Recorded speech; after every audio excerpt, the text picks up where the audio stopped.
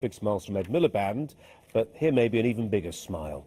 Let's have a look at it. Nigel Farage. The smile belongs to Nigel Farage, the leader of the UK Independence Party in Westminster. Tell us why you're smiling, Nigel Farage. Oh, it's been a good night for UKIP. Right across England and in some pockets in Wales, we've seen our vote share rise by 6% from this time last year, and that is very significant.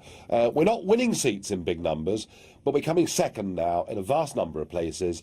If we keep this momentum going, then in a year or two, we'll be a serious player in local politics. We know, don't we, and your critics will always point this out. They'll point, for instance, I think, what was that European election back in the late 80s, where the Greens did incredibly well, that these local elections, or European elections, whatever it is, but not the general election, are a perfect opportunity for those with grievances to air their protest vote, and you've just got quite a lot of them.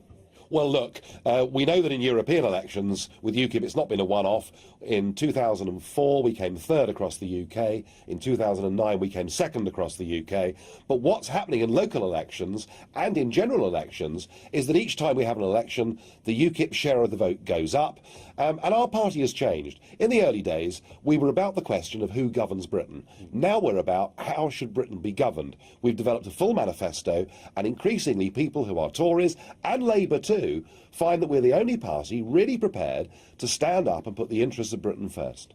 If the Tories, come the next election, were prepared to put the referendum question in their manifesto, they, in one fell swoop, would pretty much remove your unique selling proposition, wouldn't they? You would be absolutely decimated by that. Well, there's more to UKIP than just the European question, important though that is, because 75% of our laws, of course, are made in Brussels now. But we're the party saying, let's stop the open border to the whole of Eastern Europe and let's control immigration. We're the party saying that green taxes and building wind turbines all over the country is complete madness. We're the party saying, let's give every child in this country the opportunity to go to a selective secondary school. So, you know, it's a lot more than Europe. This is about the way we want to be governed, and this is about a rejection of a political class, Labour, Conservative and Lib Dem, who look the same, sound the same, and frankly, there isn't much difference between them. You weren't competing in every ward by your own admission. Do you, as a party, have the wherewithal, the infrastructure to take on the big boys?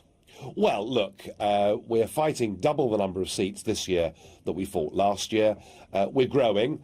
Do we right now have the infrastructure to take on the big boys? No, but we are growing rapidly, and I think when people out there see just how solidly we've performed right across the country, I think that means more people leaving the old parties and coming and joining us.